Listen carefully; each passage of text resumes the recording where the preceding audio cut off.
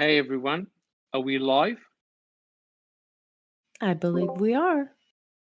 We are, we are, we are, we are live. Yeah, We we are just live. lost our audiences. We got Whoopsie. Whoopsie. Oops.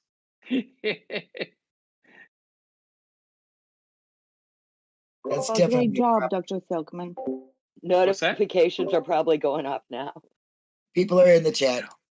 Oh, okay. Oh yes, I see. We're back. We're back. Thank you very much.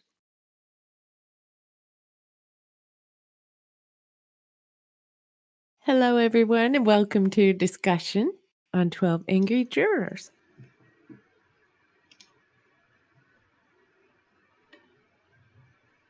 Okay, don't everybody talk at once. I think I will. Well. That was a great presentation, Dr. Silkman. Thank you so much. Yes, I enjoyed the similarities a lot. Beautifully put together. Yeah, it goes to show you that you can sway the jury because they first were all guilty except for one, and that one person changed all their minds. So, but where was the one person to change everybody's mind for Brendan?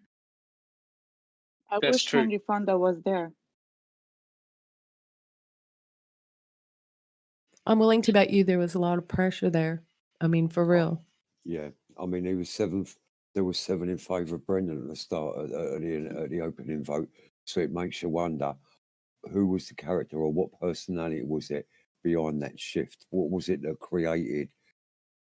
What was it that convinced that jury that Brendan was guilty of all of those crimes?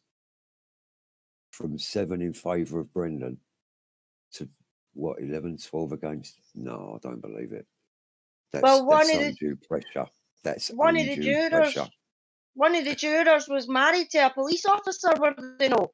There were several jurors connected to either the county or the police, yes, or the sheriff's department, one or the other. Yet, Aye. So Wasn't that that changed something it right like away. that? Yet. Wasn't that in Stephen's trial though? Those. That was Stephen's trial. That was 7-3 and 2 undecided. Yeah. With Brendan's jury, they had two jurors that seven, were questioning his is he what's the word that they used? Competent to stand trial, and the other jurors told them that was not their job to find out if he was competent to be on trial, whether he was, and they just kind of pushed that aside. And the other two jurors that thought maybe he should not have been on trial, they kind of said, oh, that's not our job, and they kind of just let it go from there. They didn't be one juror saying, well, this and that, and let's really look at this. They kind of just shut them up. Well, and was it at Brendan's trial that Kratz played the condensed version of Brendan's confession? Yes, he did. Or was that Stephen's? Yeah, he never got. That was. Yep. So, Mystic, what do you think that says about how obvious was it how Brendan was? And that, you know what I'm saying? With those two jurors, how obvious it was that they saw that he was obviously not competent to stand trial and wasn't mentally capable of understanding, what he was going through. Yep. I think it says a lot about the jury because that is exactly what their job is. It is. It is. And they kind of turned it around and said, oh, that's not our job. It is.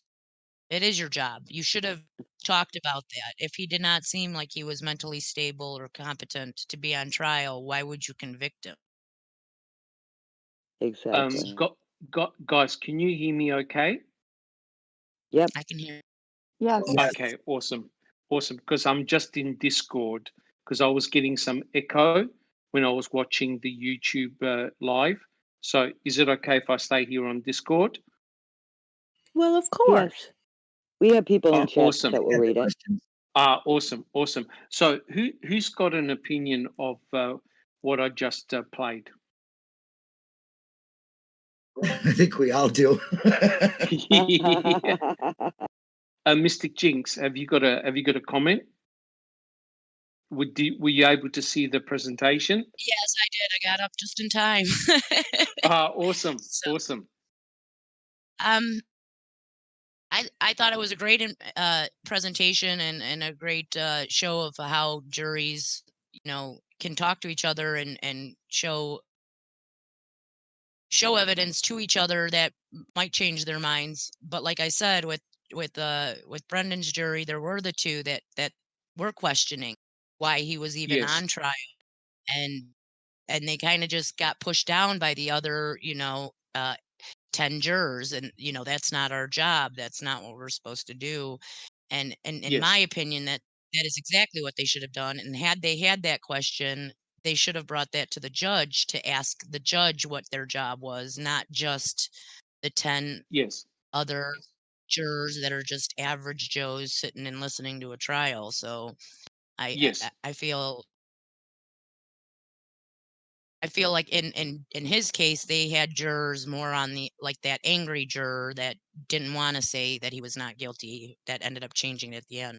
There were more of them on Yes. Brendan's trial than there were of the ones that were saying, no, let's examine the evidence, let's really look at it. Yeah. To be actually objective and not jump to conclusions. And of course, we weren't there. We don't know actually what happened behind closed doors, but one can easily see the dynamics, how they work. And if you have someone who's very, very headstrong and pushes their case, they could easily influence the other jurors, one way or another. Not my verbiage. Have you got a comment? Yeah, I was just going to say, do you think that, not seeing all the evidence, that has a lot to do with it. And they didn't show the very end of Brendan's, so-called confession where his mother Correct. and him were talking. So I think if they would have seen that, it would have made a big difference. Anybody else feel the same? Yes, I do. And thank you, not my verbiage. Jack 61. Well, I think that, I guess this is just me thinking about what is a jury's job function. Weighing, besides weighing the evidence, to me, their basic job is to understand if the state carried their burden of proof. And I don't think they did. And I don't think they questioned that. I think they let a lot of emotion, even the press conference that was, they can all say what they want in Vodar, but, so many people in that region saw that press conference. So, for Yes. 12 months, he's guilty, probably in their mind, Stephen's trial. There's no way Yes. that here. So I think they let emotion carry ultimately. Yes. And and as everybody else has pointed out, they didn't see that part where The end bit. Yeah, that's correct. I think I have a question for you guys. Yes, Mr. Jinx. Do you think that, being that there were two trials, one for Stephen and one for Brendan, they asked the jurors on the trial jury, like they asked all Stephen's jury not to watch the news or get any updates on the news. Do you think that when there is a trial that has two different perpetrators, two different trials, that maybe I don't even know how they would do that. That are co-conspirators and split them apart? Like, they watched the trial of Stephen Avery go guilty before they even tried Brendan. Right. So those jurors have already a yes view of what's going on. So would it be fair if the jury was, the jury that they picked for Brendan's trial should not have known anything about Stephen's trial? How would you do that? How would you prevent jurors no way. not watching the other trial? You would have had to pre-sequestered X amount Yeah. of jurors, to weed out. Should they have picked the juries for both trials at the same time and sequestered the one jury for Brendan until his trial so that they did not see the news? What do you think could be done to change that? That would well, almost have to be what it would have to be, Bibi. which would add a bunch of costs to the trial. 5 weeks of Avery's trial. Hi. Yeah, I think hi Lynn. I think the main problem, Mystic Jinx, is the mere factor that Ken Kratz and Sheriff Pagel gave that press conference on March the 2nd. So basically, that press conference corrupted and polluted the potential jury pool, because I think they gave Ken Kratz gave a running narrative of what allegedly took place or what occurred to Teresa Halbach, and that certainly changed and swayed the opinion of the man in the street, because when they were questioned, what did you think about this or what did you think about that? A lot of people gave the opinion that, well, I first of all thought they were innocent, but now having heard that that information from Ken Kratz, they changed their mind, and they went from feeling not guilty to now very much guilty. So you had a very unusual case here, whereby you had one victim, 2 suspects, 2 different trials, and so how can you possibly keep one from influencing the other? It's almost impossible to do. Well, it got screwed up from the beginning, and Yes. as anyone that's went through the pretrial, this went all the way up to just days before the Stevens trial began. Brendan's name was still in Stevens' paperwork until the trial. Well, they it was said like you can use the Denny suspects, but you can't name any of them, not even Brendan. Except I think that's Brendan. Oh, right. Yes. Well, there was a Eventually, they section said they couldn't even name Brendan, so now they're just a party to the crime. Well, who is the other party? And Stephen was unable to. His defense was unable to say anybody, not even the question of Brendan Dassey. Well, I think they Yes. said another party is how they decided to redo it. It was Norman Gahn that brought it up. It was like 3 days before trial was getting ready to begin, and he had a problem with it, as he should have. So, it all got intertwined for basically a year. He was a co-defendant. Yes. Now, there's no other way to say it, yet they try it separately in 2 different Correct. manners. Correct. And you're what Ken Kratz did, last thing, and I'll be quiet. What Ken Kratz did, he testified his truth to that March 2nd Correct. press conference. Correct. You can't. There's no other way to say it. Yes, and thank you, Jack 61. And when you think about it, right, in effect, it was hearsay, right, because it never was put in front of a judge or a jury, and nothing was tested in order to corroborate the so-called confession. So, in effect, it should have all been hearsay. But the problem is, once the general population, where you're going to draw your jury pool from, hear statements like that, it's very hard, I believe, to be impartial. So they will come in with the thought on the back of their mind, and basically, if you were to sum this up, Stephen's greatest problem was Brendan, right? Because Stephen never admitted to doing anything. However, Brendan was the one that roped himself in and gave this fantastic narrative story, which the state used as a narrative of what occurred. The other problem was Brendan's main problem was Stephen, right? So they both had an effect on each other, because the jury, the general population saw that the jury returned a verdict of guilty for Stephen. So in a way, both were doomed. Bibi, do you have a comment? And I seriously don't care what they tell you in court. We all know very well that once you hear something, you can't unhear it. Correct. Be it the press conference, be it something said in court, be it something your neighbor whispered to you over the fence out back, or something you picked up in a call from somebody, a Yes, I newspaper agree. article you see. And once your brain takes something in, you can't like go in there with spot cleaner and clean that out. It's just no No, way. You that's can't correct. unring So a bell.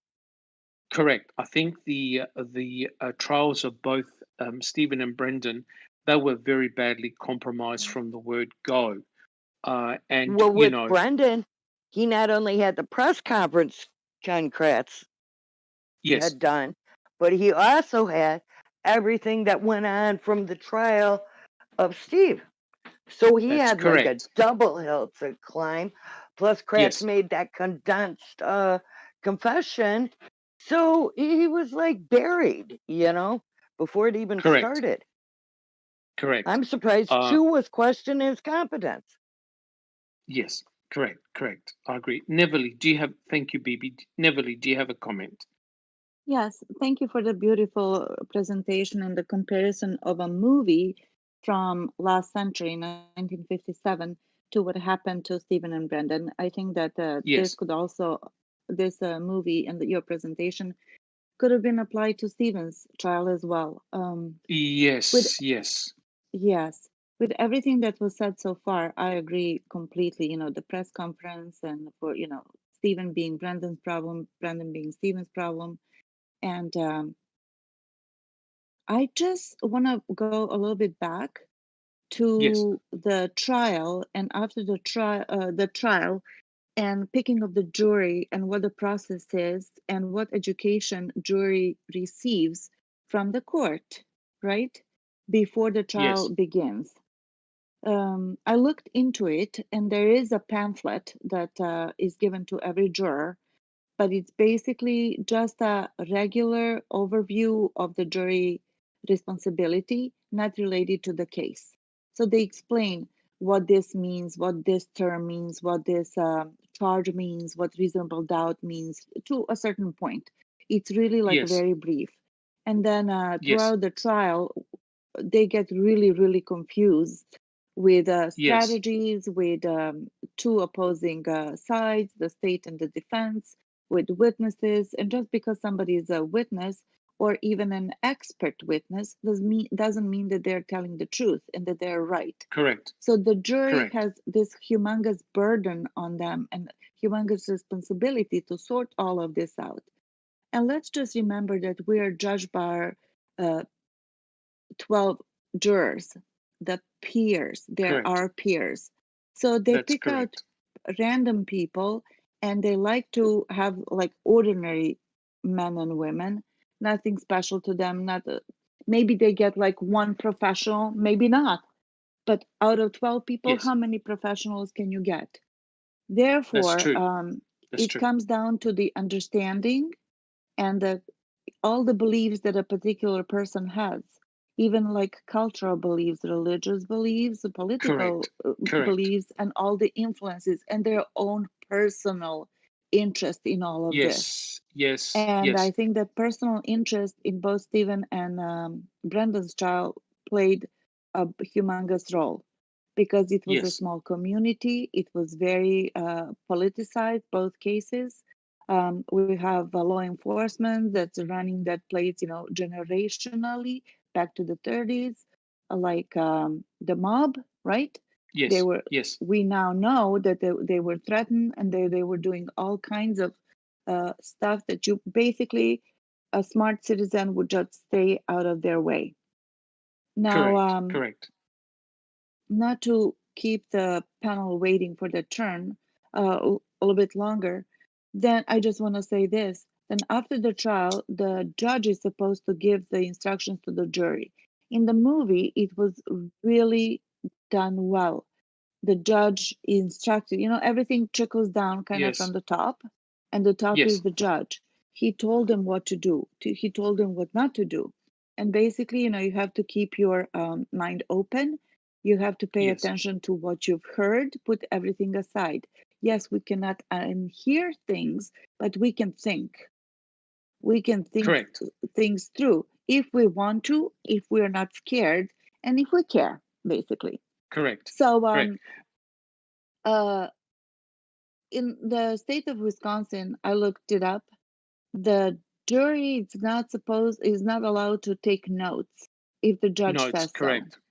Correct. So imagine being in a trial for 6-7 weeks, listening to all of the sides possible, defense and the prosecution and their experts and witnesses, with all the interruptions in the world going on. How are they supposed to keep all of that, the track of that in their mind without jotting things down? Right. It's Right. really Correct. scary. It is. And we saw in the film, each person had a different attitude, and each person was very, very different in their approach. Like one of the jurors wrote down copious notes, right? Other people didn't give a damn and they just wanted to go home. So essentially, once the jurors, here's my take home message. Once the jurors are behind those closed doors, all bets are off. You don't Yes. know how that outcome is going to go. Now, you could tell by what the juror said in the film that this was an open and shut case. In other words, the boy's guilty. He's got no chances in hell. They wanted to send him to the electric chair. But one juror wanted to have a discussion. One juror wanted to use logic and common sense. And as a consequence of that, he was able to change the mind of the other jurors. Now, the flip side is 11 jurors could have said not guilty, and one juror could have come in and said guilty and then convinced the other jurors to go the other way. So it could have worked either way. Sammy, Yes. Sammy, do you have a question? Well, we have people on here asking if his awesome. trial was first, would he have been convicted? We have other people on here saying that they felt like the jury, everything was set up right from the start anyways against him. Things were stacked Yes. against him, and there was corruption all the way through to the jury. And I can't help but agree with that from what I've seen. And if we're supposed to have a jury of our peers, does that mean the jury of Brendan's peers? Does that not mean for Brendan should have been his peers? Yes. Yes. But I feel That Brendan's and jury should have been minors? yes. Yeah, well, well, that's it. But I think Can't you have to legally be. be. I think you have to be a certain age to be a juror. I mean, I'm not sure what the laws are in Wisconsin, but Oh, but you can't one be would think. convicted for murder as a minor. Okay. Yeah, correct. But I think it was very, very difficult because of the way the trials were set up. Guys, talk amongst yourself. I'm just going to have to mute for a second. He was tried as an adult by adults. He was tried as an adult by adults and judged by adults as jurors, as his peers. So I can see. Right. He has to. Yeah. He has to be, because they won't let minors on a jury. In fact, you get picked for jury duty by voter registration. So if you've never registered to vote, some states do it by driver's license registration, but mostly it's done by voting registration. So if you're not even a person who votes and you're a teenager, Well, which many something don't. else, I would kind of like to go back to number one, those jurors never saw all of his, what do you want to call them, interrogations. They saw bits and pieces. They showed Kratz had him make a condensed one afterwards when he wrote up his statement and everything. Why? If I'm a And juror, I want to see so all it of them and so every bit as of. it wouldn't confuse anyone, and so that Would they you not? didn't look like they coerced him. I agree, Sammy. You need to see it all, and them not the most important part, if you ask me, is when Brendan's mother comes in there and he admits that they got to his head. How can you not show that to the jury? It is How could, showing. yes, Yeah, how it could the What makes is the defense point not of this fight that law one? stating that this must be recorded? What is that? What is the yeah, you pick and choose Exactly. what you want them to And see. and because that is evidence. That You is. just pick and choose. Yeah, you can't just pick and choose what you want to show them, to show them facts. And the fact is, he admitted they got to his head. That would have changed. I think that was a game changer I do myself. but too. but Yeah, that me too. even so that was after the interrogation was over when they let the mother in. So even if they would have showed the interrogation film, that still would have been chopped off because that was after the fact. But why didn't defense fight for that, knowing that he said that they got to my head?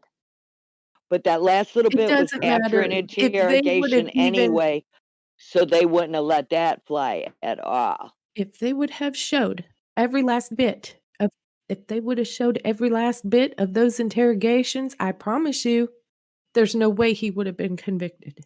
I agree. I still don't know how he got convicted because of the reasonable doubt. Now, think about it.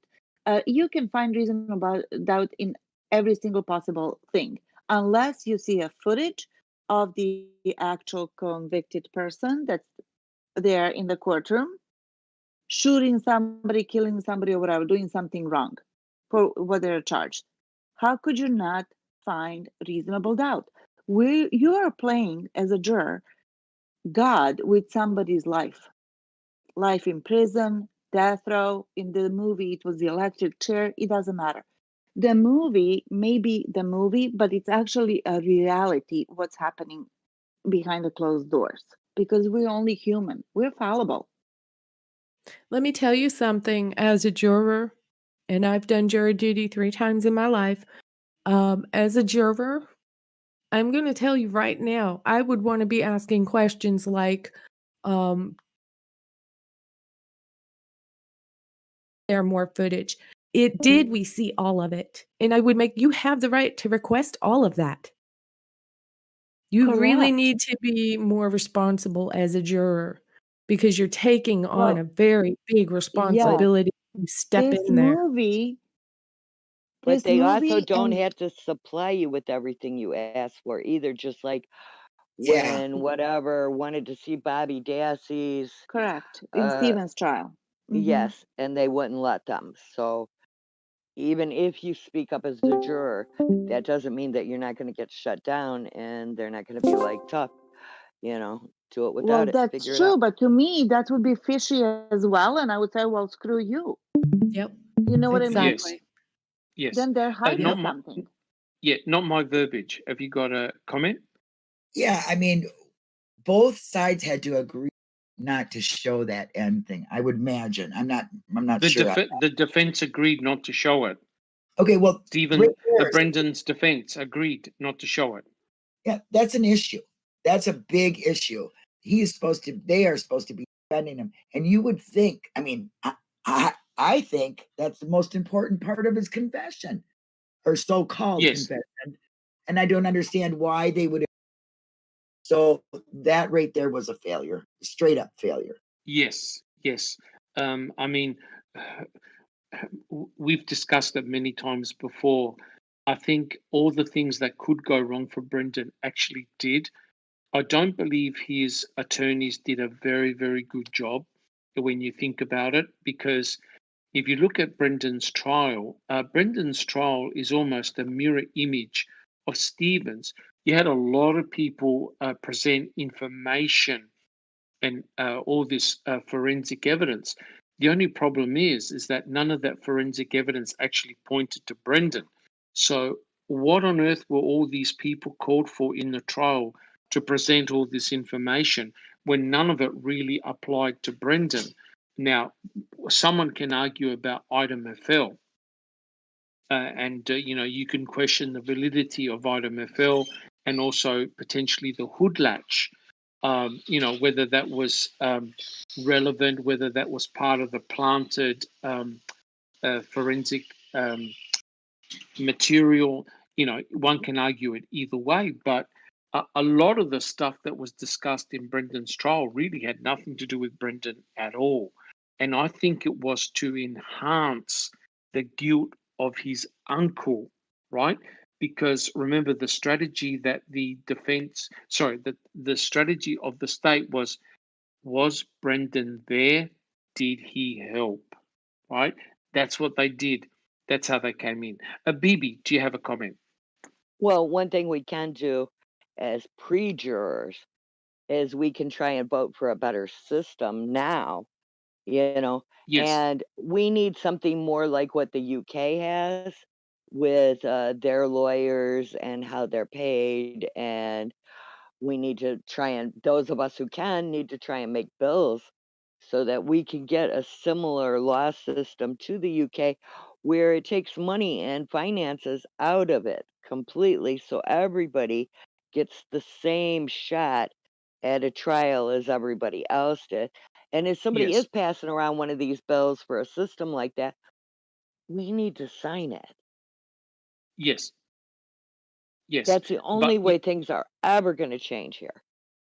yes, but the trial itself was the trials themselves were very, very unusual in the way Ken Kratz decided to prosecute Stephen and Brendan separately, and the fact that Ken Kratz never called up Brendan to testify against his own uncle, right? So he kept everything separate, had to be strategic in the way that was done. Jack 61, do you have a comment? I got a couple. Number one, he didn't have any choice. Kratz didn't, because he sure as hell didn't want Brendan in the witness box unless Strang and Beauty and Crossing. Correct. He did not want that. Number two, another problem, and I get the First Amendment, and I'm all for the First Amendment for many reasons. But the problem with criminal and even civil legal matters is that this invasion of, once somebody's arrested, well, if the police are talking to somebody, they must have done something. And in many cases, that very well may be true. Not always, of course, but so a defendant gets, they just sometimes they just bring a person in and a media, especially depending on who that person is, if they're, famous or whatever, or Yes. it gets out, they're in talking to the cops. Well, hell, all of a sudden we got an issue because it's going to get put on blast all over the United States, the world. So now you've already got a coloration of what's going on, and it's human nature. You can't help it, right? I mean, Yes. I'll take this for instance, the Daniel Holtzclaw case. When I first heard about that, I didn't know about it at all. But when I saw the headline and I read just a little bit, and I thought, man, that's a really terrible cop. Man, I'm glad they got him. That guy's going away for a quarter century. Goodbye. Yes. Yes. And then we find out, wait, what the hell's going on here? So this rampant media thing, it helps to undermine the system as it is. It does. But yes, but Jack, you have to admit, Ken Kratz and Sheriff Pagel, they knew what they were doing. Oh yeah. It was a strategy. They would have discussed it because you had to call in all the media. And also the media were like a pack of hungry wolves. Oh my! They wanted information. They didn't care so much about justice or injustice. As long as the ratings were up, everyone was happy. And it's really, correct. And it's ridiculous how the lives of two people were just cast aside for the purpose of ratings, shock, and awe. And, it's not fair that Ken Kratz, years down the track, writes a book and he says, the only thing I regret was doing the press conference. Well, excuse me, the damage is done. Well, it's easy to go back and say, out of the bottle. Yeah, just to go do something terrible and say, oh, sorry, I just shouldn't have done that. Well, it's too late. You've ruined many people's lives. Correct. And it's hard to undo. Not my verbiage. Have you got a comment? Yeah, that what you just said right there just blew my mind. Now kind of made my comment, but sorry about that. That's okay. The fact that Brendan was convicted after Stephen is something that is really bothersome to my mind. I do not understand that. They always say, well, they need Brendan. Yes, okay, they did. They had that press conference, guilty by media, as you might want to Yes. say from that. Yes. But they convicted him afterwards. It just blows my mind, that part of it, I guess. I don't know. Yes. Yes. I mean, it's really bizarre because you've got two very opposing cases. You've got some forensic evidence against Stephen that you can argue, right? You can argue the case.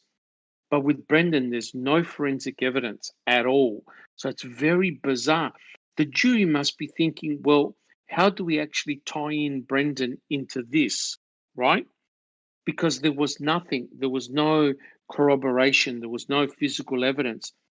Yet, how did a jury find him guilty on 3 charges, including mutilation of a corpse? That's what Has where anyone? the bell got or was already rang at what we've been Yes, talking about. So they're coming in to correct. me. You can't unring the bell. I don't care who you are. You can say, yeah, okay, I can be unbiased, but that's not entirely true. Especially this heinous crime. This poor woman was shot, dismembered, cut up, set on Yes, fire, scattered all over the place, or that found in these. These people live on the junkyard, found in this guy's fire pit and their burn barrels. God, yes, come on, So you get that mindset with people. But another big problem, and I've talked about it a lot, is the yes, intertwining of these two cases at the beginning, and then going almost a year, and then trying to separate it. You can't do it. It cannot be done. yes. That's No, right. you can't. You can't. You can't. Neville, do you have? Thank you, Jack61. Neville, do you have a comment? Yeah, several, as Jack would say. I just don't understand how, first of all, how could they try Brendan at age 16 as an adult? First of all, to me, that's not Yes, logical. I'm sure there's an explanation for it, but just because there is an explanation, that doesn't mean it's right.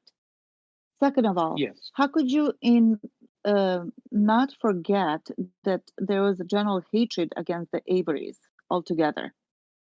And again, the glorification of Teresa Hallbach and the vilifying yes. of Stephen and Brendan, that's a humongous Correct, bias. Now, you have to correct. have a really strong jury to compartmentalize all of that and to stick to what was presented, and then think really hard, and say, does this make sense? Is this Yes, reasonable that it happened? yes, Especially given the charges, and they were grave charges against Brendan. yes, yes.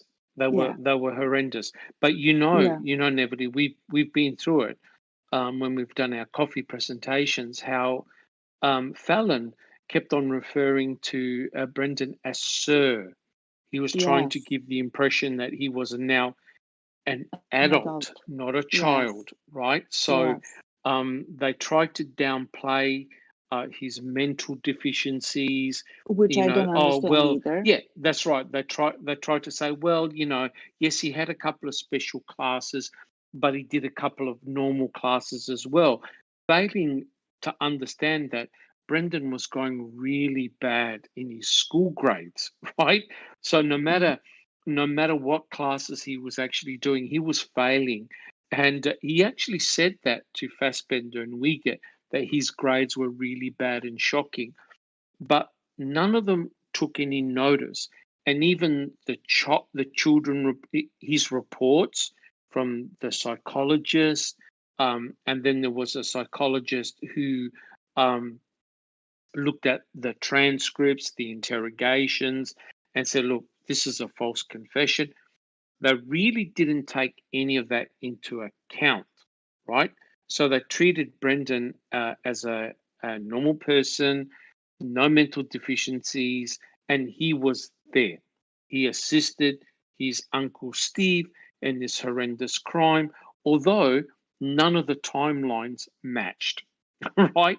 So you had Agree. Brendan Dassey's timeline, which didn't make any sense. And then supposedly you had Stephen Avery's timeline, right? So none of it made any sense whatsoever. And so, I keep looking back at the film that we just saw, those film clips, how everyone brought their own personal bias Yes. into the jury room, and that bias was extremely powerful because it took a lot to convince them, right? And that gentleman, that juror who was really tough, it's because he was tough on his own son, his own teenage son, right? Who he had no respect for. So he projected his hate onto the suspect, in this case, Yes. Brendan Dassey. Yes. He couldn't separate his son from the person that they were judging, right? Yes. And it took an almighty shift to say, hey, look, don't bring your personal bias here. Look at the situation, right? Yes. Um, But just Yes, generally Bibi. speaking Yeah, about mm, oh, sorry, Neverly. yeah. I Bibi, have an go. interesting comment here from Melboy.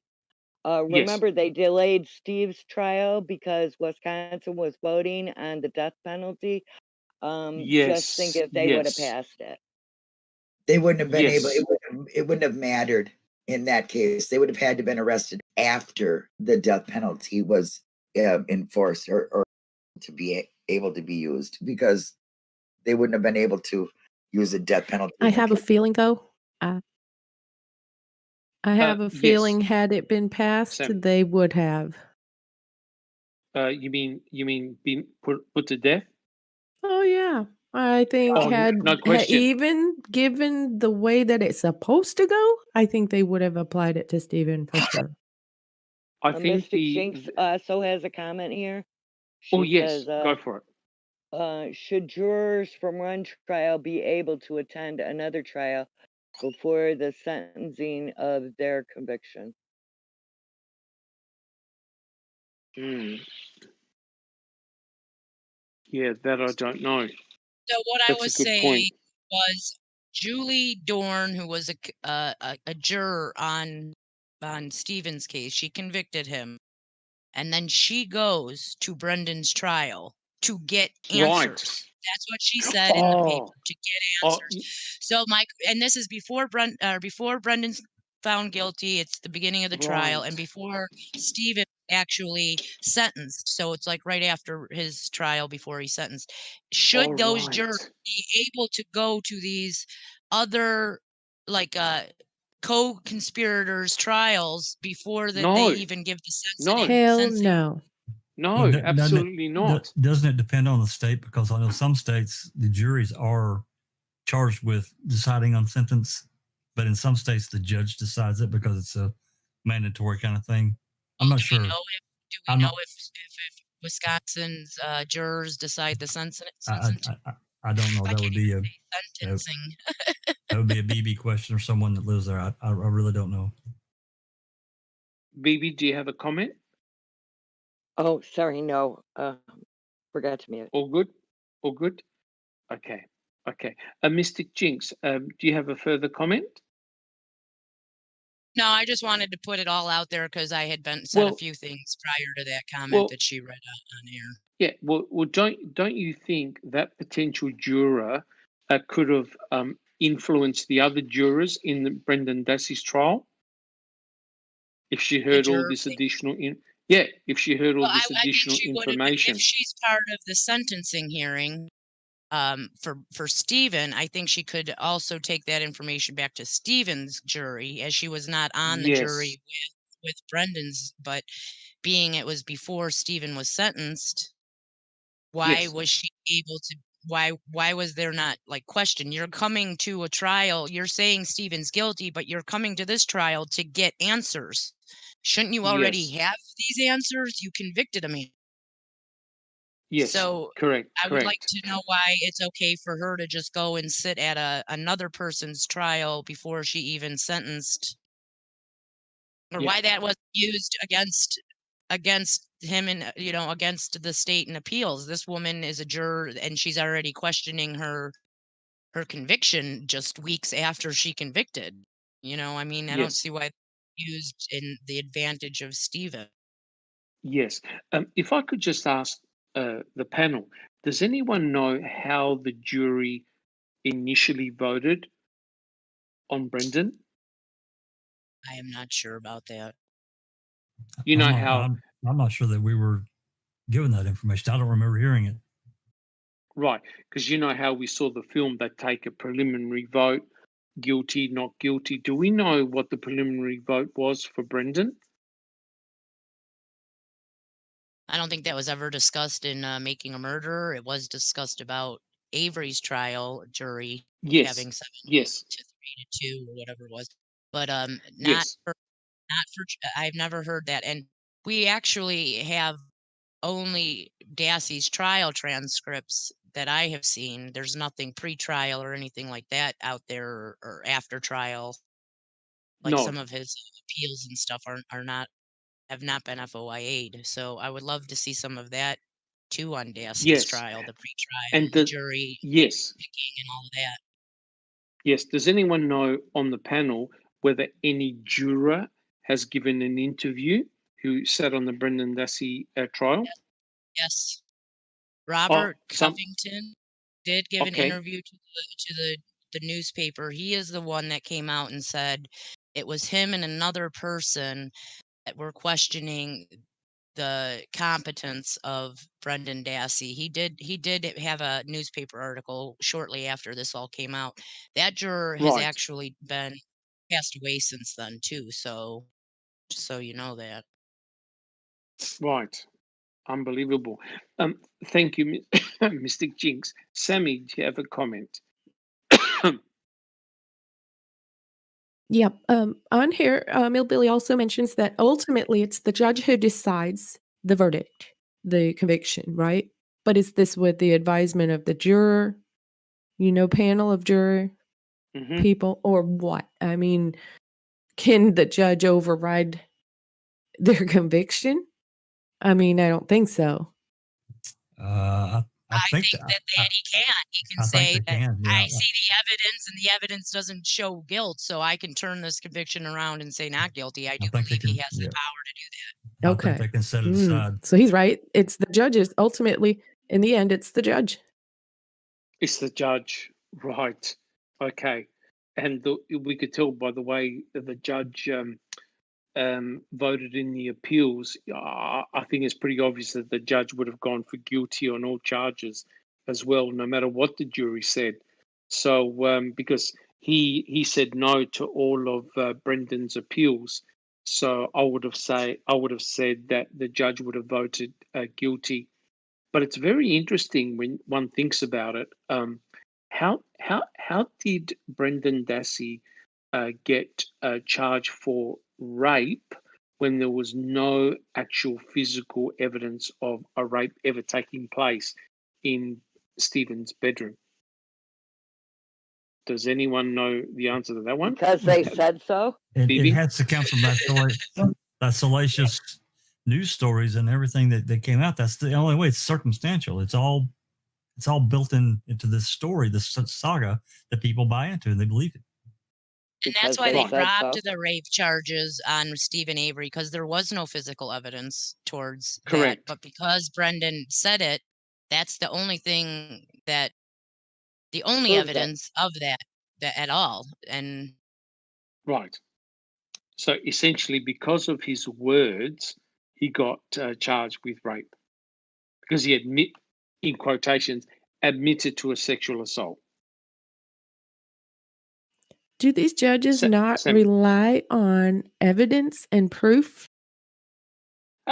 Well, in this case, no. Not when it came to Brendan. Obviously, we wouldn't be here if they did. Correct. But what is interesting is, now, here's another question for the panel. How did the jury find Brendan guilty of mutilation of a corpse, but Stephen not guilty of mutilation of a corpse, if according to Brendan, they picked up Teresa Hallbach, he picked her up by the feet, and Stephen picked her up by the arms? How did Stephen be not guilty, be found not guilty of mutilation of a corpse, but Brendan Dassey was found guilty of mutilation of a corpse? Anybody got any idea? Sammy. Maybe Brendan was the one it in the fire and Stephen just threw him in a corner. I don't know. It makes no sense. It makes no sense. Bibi, do you have a comment? Yes, Kay says, I have never seen a judge go against the jury as far as the verdict goes. That would Right. be interesting to see a case where this happens. Yes. I Yes. think if I was a judge, and this is me just talking out my ass, I guess. If I was a judge, I would want to see proof for all of this. Yes, absolutely proof. Correct. But the story of what Brendan was saying made absolutely no sense whatsoever. There were so many inconsistencies in what Brendan said that it's very, very difficult how a jury of 12 people found him guilty on 3 charges when there was actually no physical evidence there at all. That's what I'm scratching my head about. And Neverly, do you have a comment? I do. In researching jurors' rights and responsibilities, something jumped out of that whole text that I was reading, which is that the jurors can vote on a verdict without any explanation, without any backing up of their choice. Now think Yes. about that. So I can get pissed off at one point and say, guilty, I want to go home, just like we saw in the presentation, right? Yes. Yes. And not back it up with anything. Right. How is that right? Right. Yes, because Where in is the the film responsibility there for the correct. jury? Correct. These are Because like yes. grave responsibilities that we as potential jurors are holding, I think that there should be yes. more awareness brought to that fact that the jury needs to be educated prior to the trial on what Correct. responsibility means in this case as a juror. But Well, you can't just go scot-free.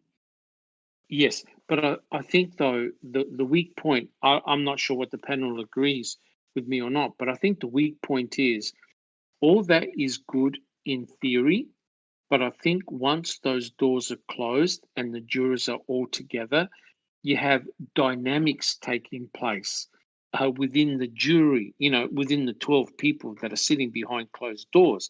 And the film showed some people were interested, other people were doodling and drawing pictures, other people just wanted to go home, and other people wanted to discuss the case and wanted to have a look at evidence, etc., etc. So you have a mixed bag, right? So that's the reality. How does one change that? How does one change that so Brendan Dassey, Stephen Avery's don't occur in the future? Is it inevitable that it will happen again? Bibi, do you have a comment? Millbilly points out the line, innocent people don't confess. Yes, that's a thank you, Millbilly. Yes, well, we know what Tom Fallon said, right? Absolutely. I was just going to say that. Yes, Jack 61. It's hard to believe that an experienced attorney would actually make a comment like that, because remember the strategy was is that Brendan was coerced in a way by his uncle who committed this horrible crime, and so Brendan had to confess because he couldn't live with it, right? And so that's the scenario that they went with. But for Fallon to say a comment like that, innocent people don't confess, that just proves his ignorance or he's using a particular strategy. Not my verbiage. Do you have a comment? Yeah, I think that, first of all, his, standing in the community to say that is a lasting impression, of course, in their minds. Yes. I think maybe they could come up with some kind of class, that you should have to take if you're going to be on a jury. Learn responsibility. Thank you very much. I mean, there should be, it should be a forced thing, because they are saying that it's a juror of your peers, and we know that they weren't a juror of the peers for Brendan, like Mystic pointed out. And a lot of people don't like you're saying, they just like, well, let's just get this done. It's just my duty, voter, and okay, I'm, I don't want to be a part of it. Some of them want to become a instant lawyer, judge, and Yes. jury all in one, and they don't understand the depth of what they're doing. I mean, there could be The taken gravity. Yes. life, Yes. and they need to not be allowed to hear, like in Stephen's case, his trial and then be on the jury, or vice versa. They need to be more selective, I think, and I really do believe that they could have some kind of course, class, to learn your responsibilities, because a lot of people do not have any idea what it stands for. Pick me, pick me. Yes. Please, I have something to say. Neverly. Okay, thank you. Dr. Silkman, what are your Mhm. credentials? My credentials, I have a doctorate in molecular biology, molecular genetics, So PhD. DNA is your normal DNA is my forte. life. Correct. Okay, Correct. okay. So let's go back to Stephen's jury for a second and his trial. Yes. So there was IMFL, there's leaking the hood latch, there's all these forensic evidence, right? Forensic evidence.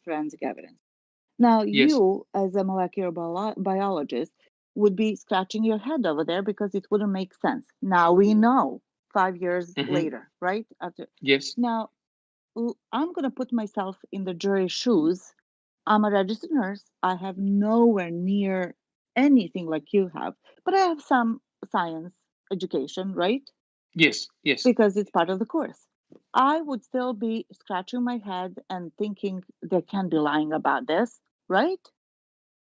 Correct. Now imagine a very average juror sitting over there listening day in and day out about DNA and mitochondrial genomic profiles and matches Yes. and alleles and loci and whatever, right? Mhm. How Yes. could it in the world they could make any sense out of that? And without Well, any education, not, and I'm not talking about in microbiology or molecular biology, I'm just yes. in general, they have no guidance. They lock him up in the room. They won't give him the testimony of Bobby, which is just words. I'm not talking about biology, chemistry, and everything else that goes into Yes. DNA. You know what I mean? So wouldn't it be Yes. logical to have a person, a position? And I know that I'm trying to, go into the land of unicorns and rainbows. So life is Mhm. not fair and nothing's perfect. But it makes sense to me that if you sequester 12 random people, Yes. jury of your peers, just like regular postmen and, farmers and whatever they are, doesn't matter. Musicians, there was one musician over there, right? And if they're Mhm. talking about DNA and all of that, and if they had questions, wouldn't it be just normal to have a person that they could consult with? Because they could understand everything wrong, in Yeah. addition Well. of the deception that was Yeah. presented, Well, or just the law trouble is, in general. yeah, the trouble is this, Neverly, twofold. One, the prosecuting team did not have a the defense didn't have a molecular biologist on their panel. So if they had a molecular biologist on their panel, very much like Kathleen Zellner does, the molecular biologist would have showed the fatal flaws in the arguments held up by the state, right? And secondly, the jury would have got the impression that if someone's blood is present somewhere and their DNA is present somewhere, that means that the person, was present there, right? A lot of them wouldn't have understood the concept that, hey, just because your blood is on an object or your DNA is on an object, it doesn't mean that it wasn't planted by a third party, right? So if you get the impression, if the state gives the impression, look, we have Stephen's blood in the RAV4, that means that Stephen had to have been in the RAV4. Whereas if someone could give a counter argument, a really good counter argument to say, it doesn't necessarily mean that he was in that RAV. It means that his blood or his DNA was planted. right? So at the end of the day, Neverly, it depends on who could give the better argument. That's it. Yes, Who I can give the better understand that. argument? But I'm talking about the jury, and they're really in this unfavorable position. They have no guidance. Well, it's because Stephen Avery's case was purely on circumstantial evidence. Stephen Avery's case was all on DNA, right? All about DNA. But with Brendan, And Sweat. there was Don't forget nothing. about Sweat. and Sweat. But with Brendan, the issue there was that there was no forensic evidence. Like the state couldn't say we have this a list of items against Brendan. They had nothing. So hence he Yes. was convicted. He was put life in prison. He was charged with 3 offenses only based on his testimony. And I Sammy, couldn't agree with you yes, more. All I'm saying yes. is that to bring the awareness to the potential jurors, which could be you and Well, I or anybody else, you know what I yes, mean? To think yes, twice but before they take yes, something verbatim. correct. But the problem is when you have a case that's heavily reliant on DNA or blood or bones, jeepers, not many people in the general population are going to have a scientific background, right? That's what So I'm they saying. can, So why not have a yes, counselor, a you're correct. person designated to not to give them, lectures about But DNA or whatever, but just but general. but the problem is this, right?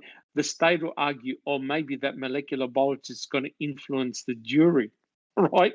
So if that molecular biologist says, hey, look, everything Culhane said to you was all crap, then potentially it's not going to look good, right? So unfortunately, we are judged by our peers, no matter who And they are, whether they're that's what I'm farmers or saying. whether they're university professors. That's how the system works. Yes. And for Brandon not having any forensic evidence, I understand that. But we had Correct.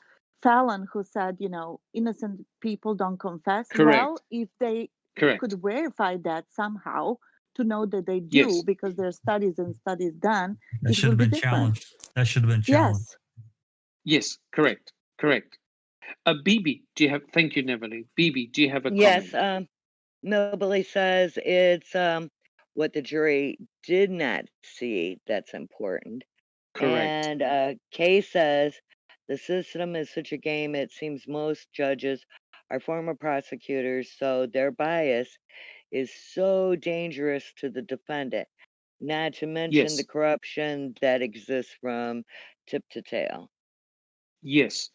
More Correct. to the point, can I Sorry, say Sammy. Of course, Sammy. Sorry. to everyone out there, I don't care if you get denied anything. Juror, you're looking at the individual that is sitting on trial as your peer. First of all, that's what's supposed to be happening. Number one. Yes. Number two, if you feel like you don't have enough information, you better be writing it down and sending it to the judge and requesting it. And if you get denied, request something else. And if that gets denied, you request something else because you cannot make a decision based on no information that makes any sense. I mean, come on, Correct. use your heads. Use Correct. your Correct. heads. Correct. You guys, anybody, I'm talking to the whole wide world, need to start realizing these people that could be on, being convicted here or on trial might be guilty, but you need to be seeing this for yourself. And you make them people work. You make the lawyers work. You make that judge work. You make sure these pieces fit. And where it doesn't, that's where Correct. you need to, like Jack said, you need to be challenging things. Correct. And Correct. squeaky wheel gets the oil. Don't So be until irresponsible something jurors. exactly, until something big happens and there's a pattern, why do we have changes in law? Because something happens and people rethink and then things change. Well, maybe, Yes. jury's Yes. rights and responsibilities could change too. I know it's a long shot. I'm just saying, bringing the awareness. That's all. Yes, I agree. But we're forgetting something here, right? We're forgetting something really important, and that is that there were the post-conviction appeals, right? And we know that Judge Duffin saw what the jury didn't see, right? Judge Duffin saw that Brendan's confession was coerced, it was rubbish, had to be tossed out. Now, if Judge Duffin can see it, how come 12 of Brendan's peers couldn't see it, right? Is it because of all the limitations that we've just been talking about? How come Judge Duffin was able to see it? Sammy, do you have a comment? I just realized I was breaking up, but I just wanted to reiterate, as a juror, it is your job to look at that person as your peer and Yes. for you to make sure you have all of the pieces before you make a decision. And if you can't get those pieces, guess what? That is considered reasonable doubt, right? Correct. I think I don't think anyone on the panel would disagree that there was plenty of reasonable doubt. Talking to the whole wide especially- world here. Yes, especially with Brendan Dassey. I think most of us, let's be reasonable right here, right? We've been through the case. Foul play is reading the trial testimonies from all the days, and you hear it, right? You can hear what the tactics were, what the tactics were used in court, right? Now, as I said to you before, with Stephen, there was forensic evidence against him, right? But you can argue it either way. With Brendan, there was nothing to argue with, right? So the state had to create this this whole fanciful scenario in which to nab Brendan and present that scenario to the jury. The jury believed the state. Jack 61. Exactly. And I think that if Fremgen had created his own saga, either at his opening statement or his closing, and given all these different scenarios, this date, Brendan said this. This date, Brendan said this. And down the line, and then bring up how these confessions, of course, they weren't talking about, that's all they had. So create his own story, his own saga, to see if he gets, because that's what you're doing. You're trying to sell it to the jury. Correct. But Jack 61 and the whole and panel as well. What I personally find disturbing is that Brendan actually gave an excuse, a reason as to why he said all those things in his confession. He said, I got it out of a book, right? You most likely got it out of the film. Why didn't he? Now, I understand he only said it during the trial, but don't you think that's something that should have been picked up, right? Because immediately. Yes, if you're Fremgen and the other gentleman, don't you think? Hey, wait a minute. Yeah. Hey, I'm hearing this for the first time. Is there actually any truth in this? It would have taken them maybe 1 or 2 hours to look at the film, and their jaws would have dropped to the ground. Absolutely, because what was said. Now, remember, Brendan said all these things before mentioning the film "Kiss the Girls," right? So it was on record. Lady tied up to the bed, etc., etc., etc. Then in court, he said, oh yeah, I got it all out of Kiss the Girls. Well, lo and behold, all his attorneys had to do was put on the film, do a slice like I did in my presentation, say, Judge, this is where my client got all the main plots straight from the film, right? And the jury would have said, oh yeah, he's right. It's straight from a movie. And this kid doesn't know what he's talking about. He's just making shit up. That's it. Correct. Exactly. Correct. And Correct. a confession Sorry, doesn't mean Neverly. that it's the truth. That's correct. That's correct. I mean, we're all good after the fact, right? Because they interviewed Epstein and they interviewed Fremgen. And he said, oh, he was subjected to the Reed technique. And as a consequence of the Reed technique, he was coerced, right? But the problem is you have to be proactive when you're in the courtroom, right? You can't do all this stuff after the horse is bolted. You know what I'm trying to say, Mm-hmm.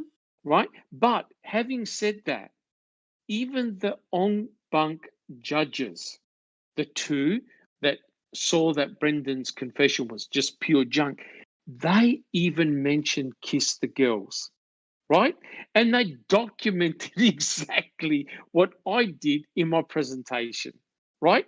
And whereas the other dissenting judge said, nah, I don't see anything related to what Brendan said to Kiss the Girls. But it's obvious that the judge, I think it was Judge Hamilton, I just see a bunch of irresponsible people. Yes, he had never seen the film. He obviously never studied it. The other two judges did, and they saw the connections. So here's my question. How can Judge Duffin and two en banc judges see that Brendan's confession was rubbish? How can you have academics like Dr. Richard Leo and other academics write papers that go through the entire confession and say, guys, this is junk, right? So if that's the case, how was this kid sitting in jail? Bibi, do you have a comment? Yeah, I just Kay had said something funny. They should have a copy of legal terminology for dummies in the jury room. Yes. Yes, correct. Correct. And like I said, because it's 12 random people, you just don't know what you're going to get. And Jack 61, before you comment, that's exactly what Brad Schimmel said, right? On the first en banc, right, Jack 61? That's right. Brad Schimmel said, well, yeah, we lost 2-1, but you don't know what you're going to get. So in other words, Brad Schimmel kept on persisting until he got the panel that gave him what he wanted to hear, right? So where is the fairness in the legal system whereby a judge says, hey, Brendan's confession is coerced, it's junk, toss it out, release this kid, send him home to his mum? And Brad Schimmel used the media to whip up a frenzy that Brendan Dassey was considered a dangerous criminal and he feared for the public safety. Jack 61. I think that with these judges, they're a higher caliber, and they should be anyway. I think that some of them look at, when somebody's been convicted at the state level, they look at it as looking at the reasons why they are in there instead of looking at reasons of, okay, what's before us here and why, and then you have the other side is like, look at what these guys did, the Duffins and the other three. Look at what was presented to them, and they're questioning, like, how can these investigators treat this kid like this and us not question it? We have to side on the defendant. So I think there's a difference in the way that they view a defendant. Once they're in the clutches of the state, you're screwed in today's world. Correct. And the sad thing, of course, is that Fassbender and Uyghur would never admit that they had done anything wrong. They followed the Reed technique, and they even said it during the trials that they did nothing wrong. They were permitted to lie. They were permitted to set him up, and to them, they had done nothing wrong. Neverly, do you have a comment? Yes, I would like to tag on what Jack said, that once you're in the Yes. state clutches, it's pretty much over. It takes, as we know, 10 to 15 years to overturn something, even if, in Brandon's case, we see how that goes. So wouldn't it be wiser and less expensive and everything else down the list, to invest in the jury education and some kind of a better system, how it should go, instead of waiting for the experts after? I know that this Yes. is, a long But shot, but I'm just yeah, saying that maybe it would be wiser to do that, not to come to that position so frequently. yes, Gee, that's we true. need a jury reform bill. Yes. Yes, yes. Yes. I feel that the United States, correct me if I'm wrong, has got a lot of things wrong with the judicial system, because every time I put on a YouTube clip or I read an article, I'm seeing another person being released for a wrongful conviction. It's almost like a weekly occurrence, right? Every week, another person is being released Good. from prison, which is fantastic. But it means that one person is released, there are 9 more. Right. There's 90% still out there that should be released, but they haven't. Their cases haven't been heard as yet. Not my verbiage. Do you have a comment? Yeah, I just kind of like to touch on what you said, that Fassbender and Wiegert said, we did nothing wrong. We did our job. We were allowed to. Yes. So does that just get rid of their guilt, knowing Yes, that they did wrong? yes, it does. And yes, it does. Don't blame me that he said these things. Don't blame Correct. me that he brought this Correct. up. Well, we can Correct. blame you. You filled his head with answers. So where does Correct. that go?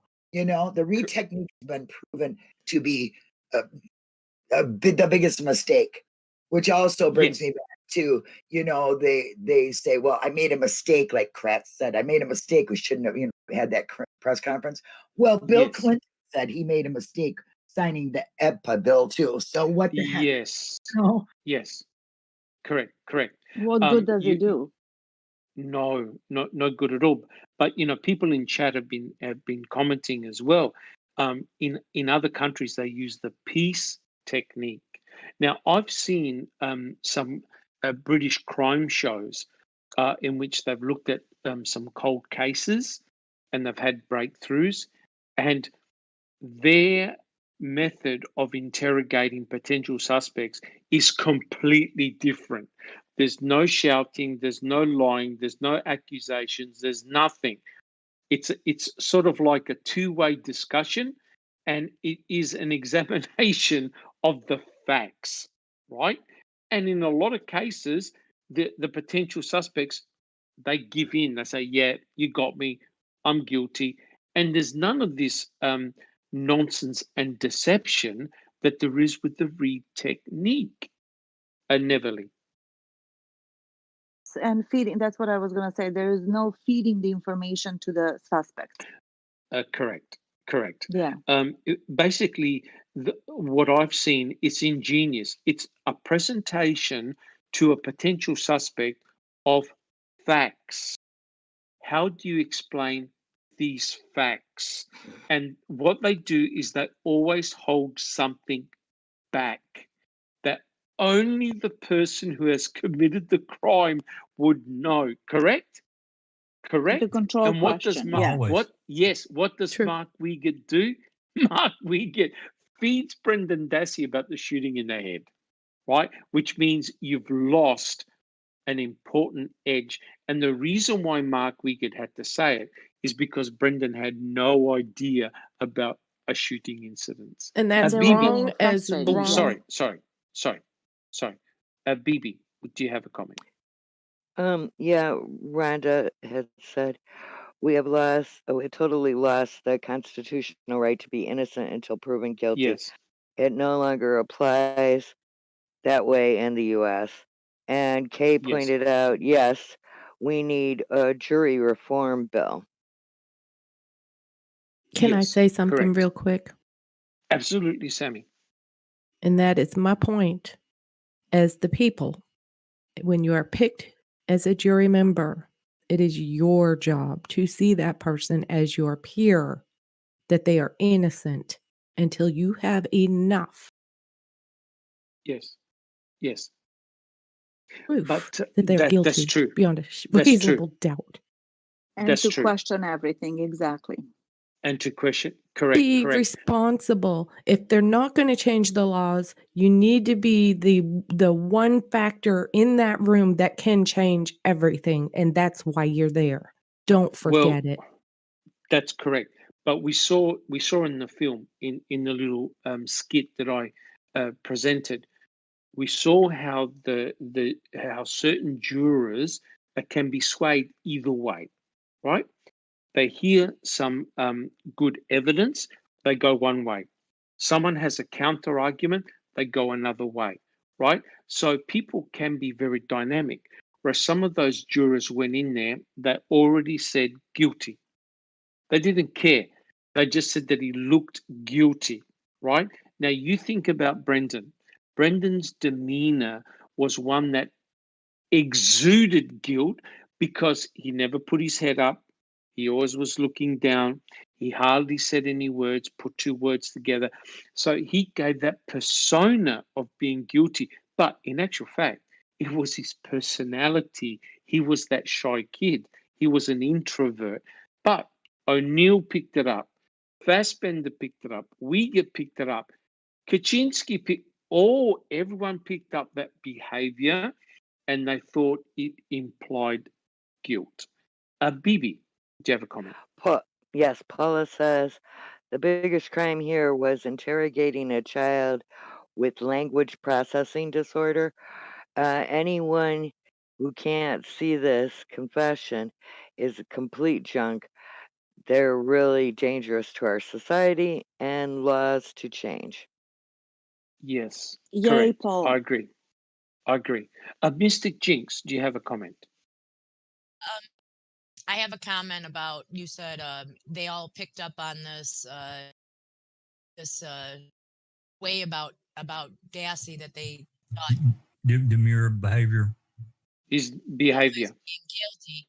But I disagree with that. I think even Okay. early on that O'Neill knew that he was very easily persuaded. In the very Yes. beginning Yes. of the interrogations with him in the car, they come in and they say, "Who's Bobby?" So you have Bobby, Blaine, Brian, Bobby, and Blaine, and you. That makes 5 brothers, right? And he says, Yes. "Yeah." So they Yes. knew he was very suggestible from early on, and I think that is what they were working on. Not that they thought he was guilty; that he was persuaded. Yes, you're correct. He could. The mere fact that he had changed his story. He gave 3 different stories all in the same interview, meant that in the back of O'Neill's mind, he knew that Brendan could be manipulated, right? So I think Brendan from day one was doomed, right? And O'Neill would have passed that information on to the investigators, right? Who in turn spoke with Kayla, and Kayla said, all these things about her own cousin, and then Fassbender and Uyghur tried to target Jody. Jody told him to bugger off. Who was the next cab on the rank? Brendan Dassey. And that's it. The rest is history. I think they were going to go after Dassey no matter what, because they needed to get that bullet. Absolutely, that was all set up. Absolutely. Yes. No, Nan's Brendan. life is Yes. right. She said O'Neill knew Brendan could be persuaded from the Yes. very first conversation. Yep. Look at That's what correct. look at what Kaczynski and O'Kelly did. That was all set up, and O'Kelly, basically being this type A personality, he drugged Brendan all around town and did whatever he wanted to do to set that up for the following day with Uyghur and Fassbender. That was all Correct. O'Kelly and Kaczynski. Correct. But here's the thing, right, guys? The setup with a phone call came as a result of Brendan not having his attorney with him. So therefore, why Yes. were they permitted to play back that phone call? It's the fruit of the poison tree. Why were they permitted to play back that phone call in court when that was a result of Fassbender and Wiegert telling Brendan to phone his mum in the absence of his attorney? Can anyone, has anyone got an answer? Mel Billy Why says did they they play that phone panicked. call? Mel Billy says they panicked because Yes. Steve was about to make bail. Yes. Yes. Well, they Yes. were allowed. And his lawyer set it up, didn't he?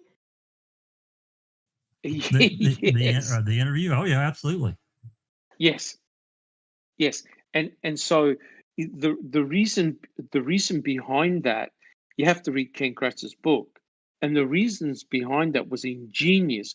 What they wanted to do was for Brendan to do another interview with Fassbender and Wiegert, but for Brendan to give Kratz a 2-page summary. Now listen to this, right? He wanted Brendan to give a 2-page summary of exactly what both him and Stephen did to Teresa Horbach and when. He wanted his clean confession, and he didn't get it. Yes, He got correct. a damn train wreck. Correct. He got a train wreck. So Ken Kratz didn't want to go through the evidence route. He wanted to go through the confession route. Say, look, Brendan Dassey's confessed. Him and Stephen did this. By the way, we've got a deal with Brendan. We're going to give him, 20 years or whatever like that. Stephen, life in prison. And we'll go with the fact that it was Stephen that forced Brendan to participate. So that's the way they went with it. And guess what? Kaczynski and O'Kelly agreed. Jack 61. Oh, I'm sorry. I meant to mute. Yep. Neverly. To prove my point a little bit more further, if as a juror on Brendan's jury in his trial, you see that something is off, you question it, and therefore it should be a reasonable doubt right there. My mind is exploding over here. How could I have convicted him guilty on all charges? Me too. I just don't understand. Yes, correct. But they did. That's the problem, that they did. That's the problem, exactly. Yes, correct. They did. The jury found him guilty on 3 charges. And no consequences to them either. Correct. Nan's Life said they panicked because they were running out of time to nail it on Steve and required Brendan to make it stick. Yes. Correct. So essentially, Ken Kratz wanted that clean confession because he knew by going down the forensic route, it was going to be a big fight. So he wanted a clean confession from Brendan, but Brendan started to recant, and all the things that Brendan said initially in his other interviews, he started to contradict himself, so nothing made sense. And Fassbender even said to him, "Because why are we here, Brendan? To lie to us?" So even they, in the end, got very, very frustrated. Brendan simply was all over the shop. So how come Brendan's defense attorneys didn't present the case whereby, look, whatever Brendan said, it's inconsistent. It's all over the place. His confession is garbage. You can't use it, right? So how come they didn't present that in court to, bring that element of doubt? And that's one I can't answer because I don't know. I really don't get it. But they had another opportunity that Beauty Against String had paid for that. Wasn't a child psychologist? Isn't that right? Yes, Paid, yes, and yes, Edelstein kept putting Fremgen off because he said he was going to have a friend that did this kind of thing that was supposed to give him a reply and take on this task. And then it came about, it never happened. And so it didn't get done at all. And the guy that Beauty and String had already paid for didn't testify either. yes, correct. Yep, I'm just having a look at chat, and Millbilly made some really good points as well. I mean, I think they were trying to build up more and more charges, and also don't forget the way the trials were working is that they were trying to get material witnesses to say that Stephen was a bad guy. Oh yeah, right? A real bad seed, and so the more they can paint Stephen in a bad light, the more they can paint Teresa in an angelic like she could do no wrong, did no wrong, and we have this sexual predator monster. And he look what he did. He even got his nephew involved, and he did all these things. And it's really bizarre when you think that Stephen Avery actually cared for Barb's boys. How many times did Stephen argue with his sister Barb? Look, the boys are going to amount to nothing. You're not doing this. You're not doing that. He cared for them. And yes, he wanted her yes, in their life and paying Brendan, attention to what they were doing. Correct. And Brendan really liked being with his uncle, right? He liked to help him. They obviously drove around the yard, etc., etc. And yet you can see that what Ken Kratz was doing, what the state were doing, was to create this monster persona. That's precisely what Kaczynski and O'Kelly did. Kaczynski was already labeling Stephen Avery evil incarnate. And one of the reporters said, "Oh, wait a minute, have you actually spoken to your client yet?" And he goes, "No." And right? then he tried to deny. He tried to deny that interview. Correct. In 2010. Lied. Yeah. Correct. That's not correct. me. I didn't say that. That's correct. And that's why the 2010 post-conviction hearings are essential. They are, Jack, would you agree with me? It's gold. Essential. You have to read that to understand what they did. It shocked me. Yes. So, and mind you, Kaczynski and O'Kelly had no qualms whatsoever in being open and honest. Yep, that's what we did. We put Ken Kratz and we CC Ken Kratz in all the emails, and in actual fact, they even told the state where to find the knife. Remember the knife? Right. But if you get a search warrant, leave my name off of that. I just leave my name off of that. What? Yes. What kind of lawyer does that? And no one. So Brendan actually had to face the state's attorneys and his own attorneys who were going against him. So their strategy was, let's try and go for a plea bargain and get this kid home after 15, 20 years because, he's obviously guilty. So it was rather bizarre that his own attorneys thought he was guilty. Neverly, do you have a comment?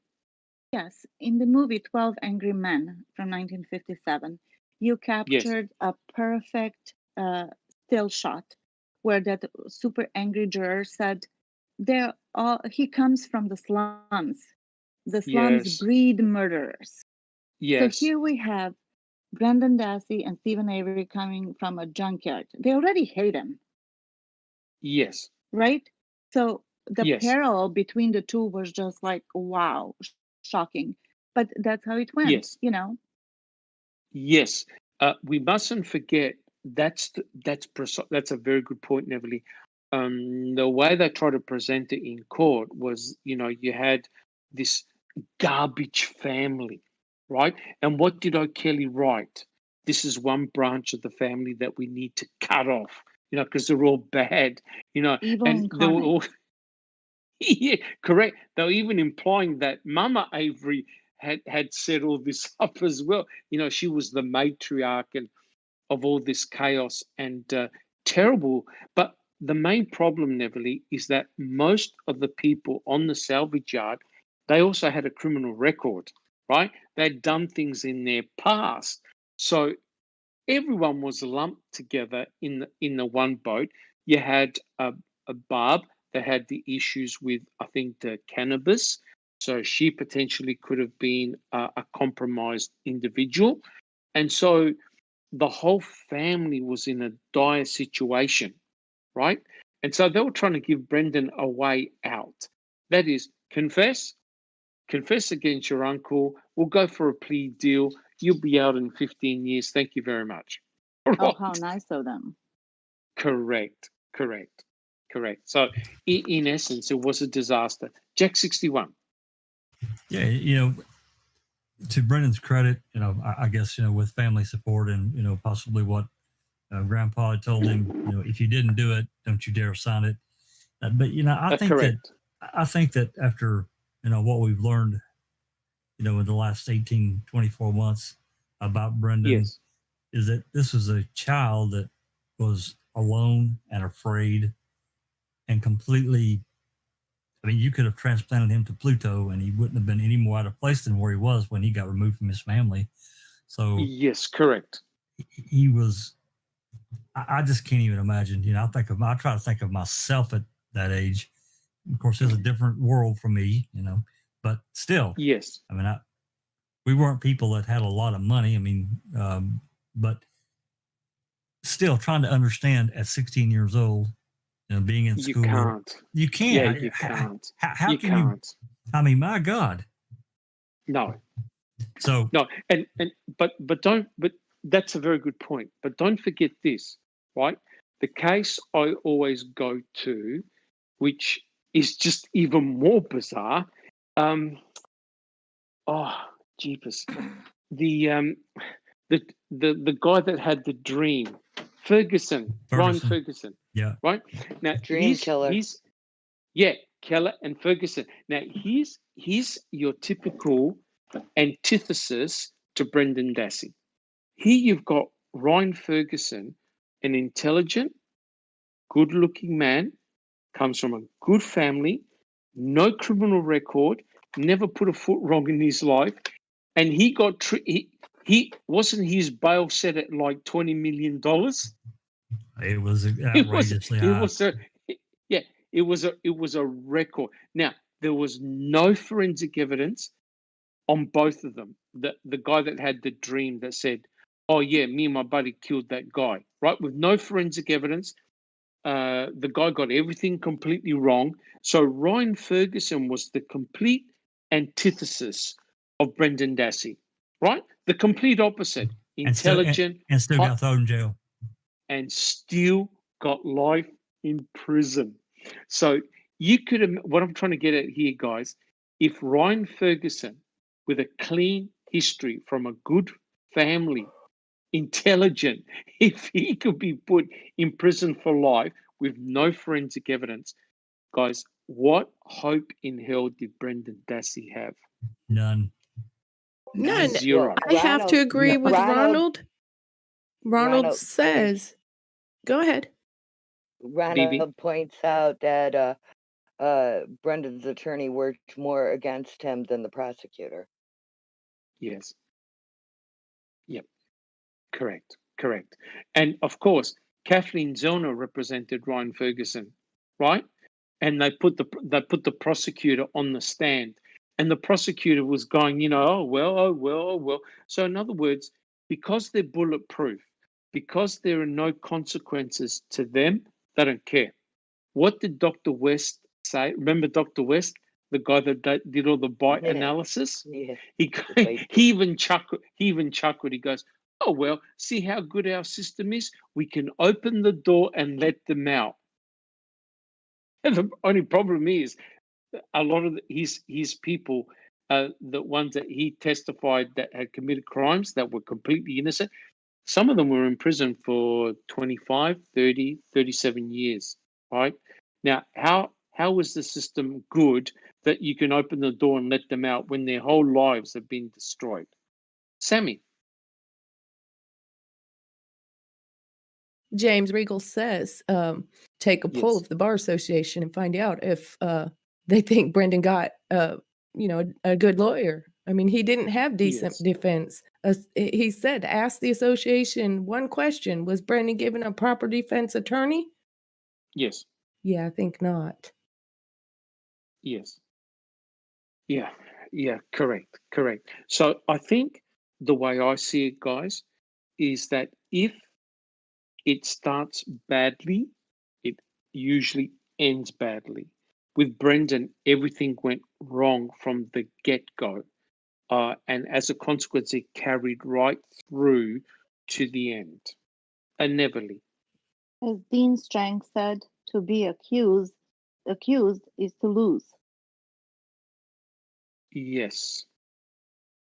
Correct. Correct. Doesn't take much. So, correct. And I think that that press conference that Ken Kratz did, really, that was the trigger point. That was the death knell for both Brendan and Stephen right there. And it couldn't be, the damage was done. It couldn't be reversed. Correct. Because how many people, after they heard that just vulgar, They changed, correct. They changed their mind. Yes. How many of them did they stop and think, wait a second, how would you know? You know what I Yeah. mean? It's basically Yes. all Kratz's fantasy. That's what it was. But at the time, it was such a big boom that everybody was shocked. The shock and awe that they wanted to accomplish, they did. Correct. Correct. And if you put that, it's exact. I can't keep it out of my mind. It's exactly what happened with Penny Bernstein, right? You look at the complete opposite in Penny Bernstein as a character, as a person, and you compare to her alleged attacker Stephen Avery, right? A guy that pointed a gun at his own cousin, right? A guy that threw or was allegedly involved in throwing a cat in a fire, and it wasn't him. It was somebody else that actually did that, but he took the fall for it, right? And someone who was involved in petty crimes. So they make Stephen to look like the evil monster. Penny Bernstein, fine, outstanding citizen in society. And then Penny did those the reproductions in court, that how she was attacked. Stephen was a goner, right? So it's exactly the same strategy that Ken Kratz used against Brendan, against Stephen, right? They did no victimology study on Teresa Horvath. They made her out to look like a saint. She could do no wrong. And Stephen was the evil monster who coerced his nephew. So again, that strategy worked in court. Neverly. So throw out the press conference that Kratz did for this trial, and both of them walk out because none of that happened. Yes. Well, I myself heard the press conference, or at least a good deal of it, back You saw in the it day. live? At the time, You Yes. saw it live? And I What was your instantly impression, thought, Bibi? oh, his nephew confessed fully to the whole thing. Bury him under the jail. Throw him away. Right. And never spent another minute at it until Making a Murderer came out. And I was like, Right. wait, I remember this. Yes. Yes. when I Yeah. saw That. Ma'am and when I saw the press conference, it was really shocking. But that actually made me stop and say, what? Like, this can't be. Yes. You know what I mean? Because Yes. it was that shocking, that over the top. Correct. Correct. Until I you have a actually question. dive. Yes, Sammy. I have a question from T1. I was just wondering, he says, why they waited 5 months to go hard after Brendan Dassey. And did the death penalty strategy fail on the ballot floor? So they changed gears and went after Brendan Dassey? Yeah, that's a good point. Mm-hmm. That's a good point. But we When mustn't did forget. they vote on it? when did they vote on it? And was it a 2006 ballot in November, or was it a ballot in 2005 at the end of the year? I can't remember.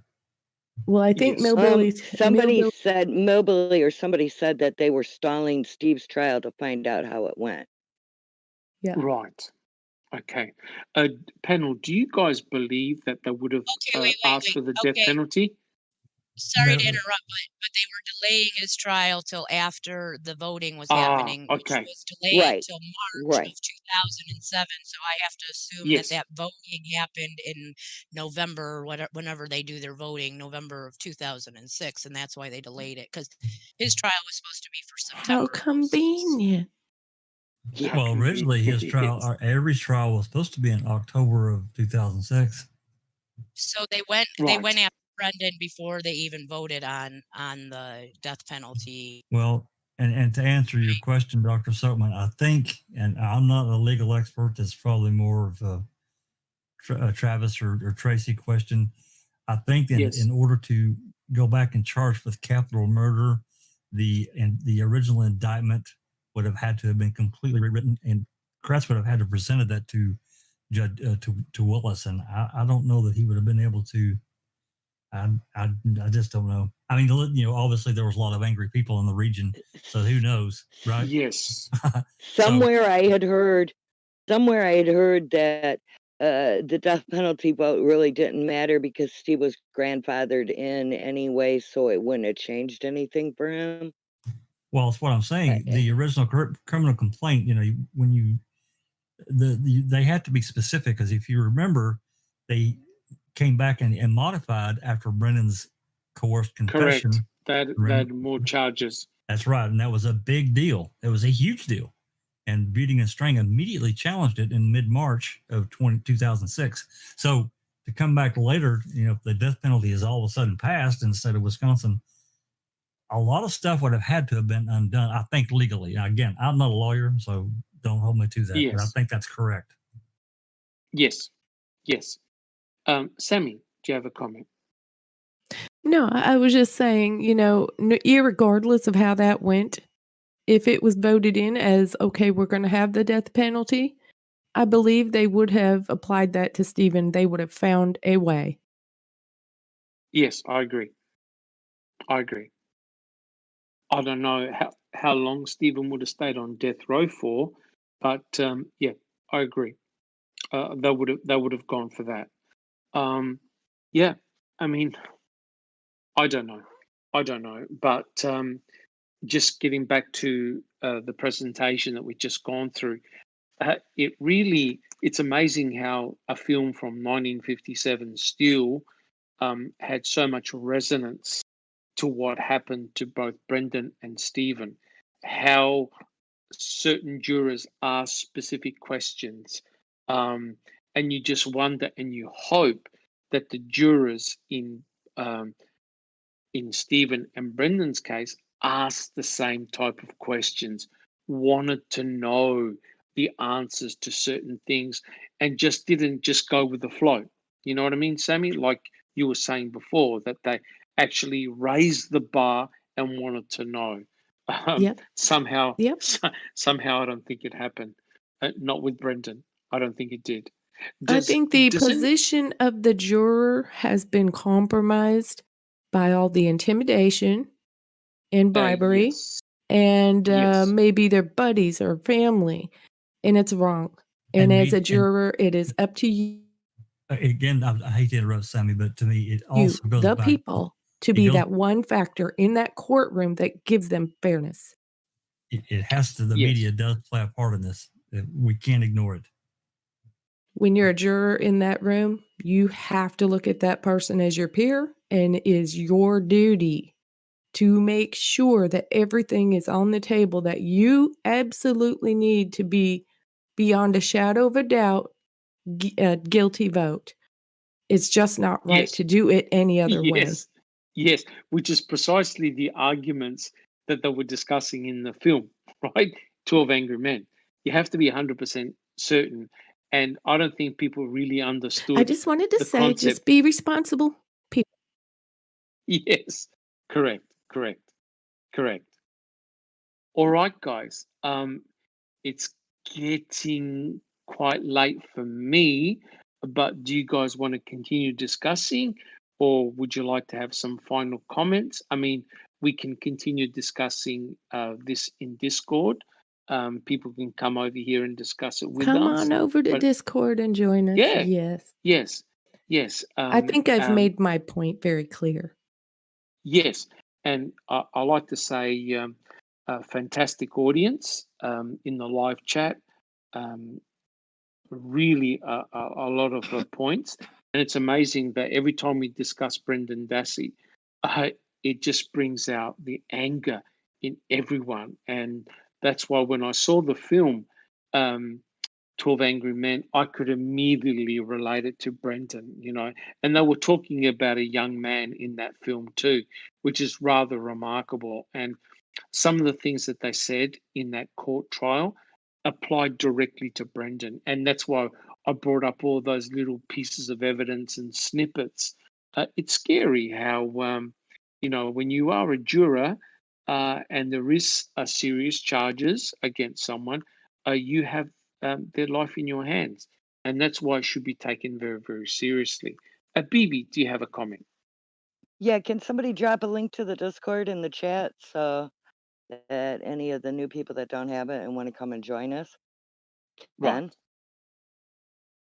Right. So, guys, do we have any final parting comments? Did you enjoy the presentation? Did it make you think?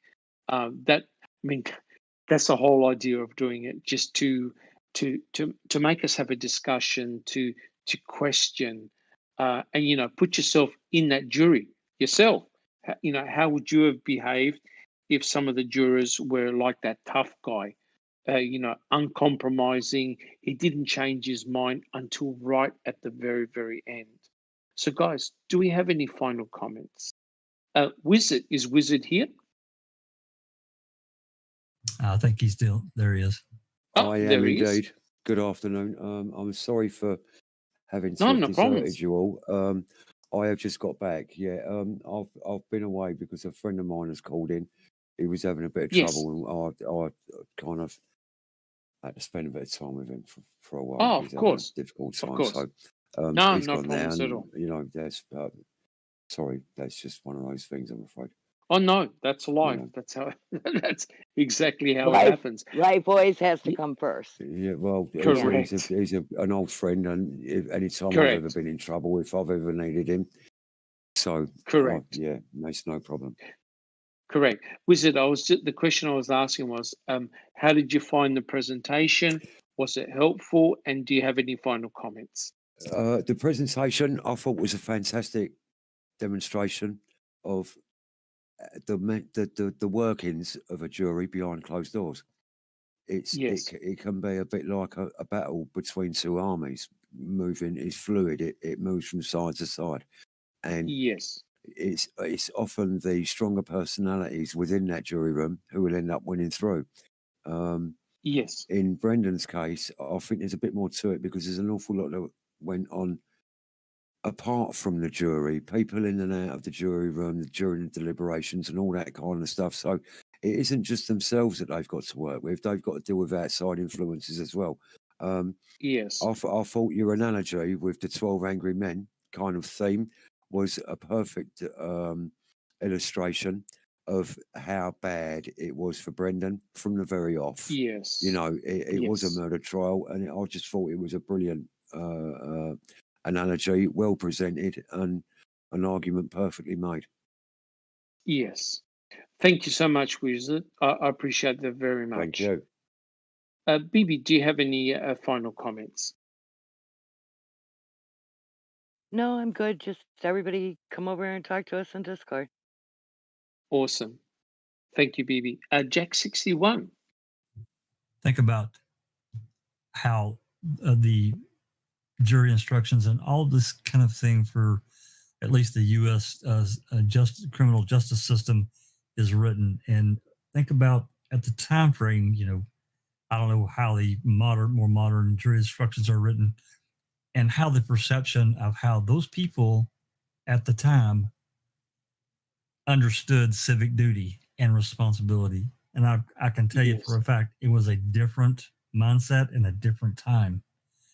And I think that explains, at least in some degree, the problem, some of the major problems that we see today, because, 50, 60 years ago, as portrayed in this film, they took it quite seriously and they questioned it and they questioned it. Yes. I don't know that necessarily happens now in today's go world, So yes, you run up on a holiday and these people are, I'm just using this as an example, or you run up on somebody, their cousin's going to be coming into town, so they want to wrap up. There's all kinds of other influences that can drive, and they just drop their responsibility as a person deciding someone else's fate. I think that's just my thoughts. Yes. Thank you, Jack. 61. Yeah, what impressed me in that film was the way the jurors actually challenged each other. And they were, very, very direct, very emotional. And, they demanded answers from the other jurors. And that was awesome. Katie did it. Do you have any comments?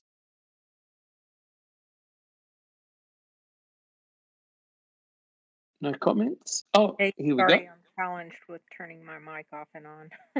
That's Here, okay. Yes. great discussion. You're right. Looking into Brendan Dassey, it does just make you really mad all over again at how broken Yes. our criminal justice system is and how corrupt it is. Just, man, we really need a lot more people working on legislation to fix that. Yes. Yes, That's it. indeed. Yes. Thank you Yes. so much. No, thank you. Thank you very much. Mystic Jinx, do you have any final comments? Just thank you for the presentation and allowing me to be part of the discussion. It was a good one. Pleasure. And thank you for your comments and your wisdom. That very much appreciated. Neverly, do you have any final comments? Thank you, Dr. Silkman, for putting this together. I wonder where you got the idea to watch the movie. I've never heard of it. And then I watched it and I'm like, oh my gosh. So yes. Yes. And I would like to take this opportunity to bring the awareness for the jury rights, responsibility, and their role, an important role that they play in a fellow human's life. That they should take it seriously, as Jack said it, and really stand up for that person and for justice in all, and put themselves in the defendant's position and try to see the clues, the holes, and question everything. So once again, awareness to the jury's role, rights, and responsibilities. Thank you. Correct. Thank you, Neverly. Nothing but a stump. Do you have any final comments? I would just echo what everyone else has said, and thank you so much for that great analogies between the two cases. I hadn't even, it's been a lot of years since I've seen the movie. And so when you put it all together like that, it just made, everything just made sense from that to Brendan's case. And it's just astounding. And so thank you for that. And, we talked a lot about juries, and I know in the chat we were discussing, jury system is another broken part of our criminal justice system in and of itself. And I think, some that we're talking about, maybe some changes to how juries are, to what their responsibilities are, and just different things. I think there needs to be some legislative changes in jury selection and in how a jury hears and decides a case. And because I think really when all is finally said and done in a trial, it comes down to the jury, honestly. And if that is broken, that needs to be fixed. Correct. Thank you so much. I appreciate all of that. Not my verbiage. Do you have any final comments? Basically, just what everybody else has said. It's amazing to me that that movie, which really happens to be one of my favorites, Yes. I never really thought about it until you put it with this. I mean, I've watched it and I thought it was great, but it just does go to show you that between the media and common talk around the public, before it even starts, that there's conviction by the public before they even hear any evidence, and that it's most important to hear all the evidence, which they did not. So Yes, correct. that's basically it. Correct. Thank you so much. I appreciate that. Sammy, do you have any final comments? Yes, I want to thank you so very much for all of that, because it, as you can see, stirred me up. And I want to send a message out to Yes. everybody in the world. Being Yes. as it takes an act of Congress to raise bills and get them passed, or laws to be changed, this is your responsibility. Be a responsible human being when you are chosen for jury duty.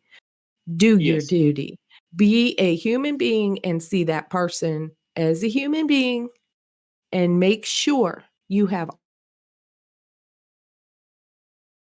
not let anyone else sway you.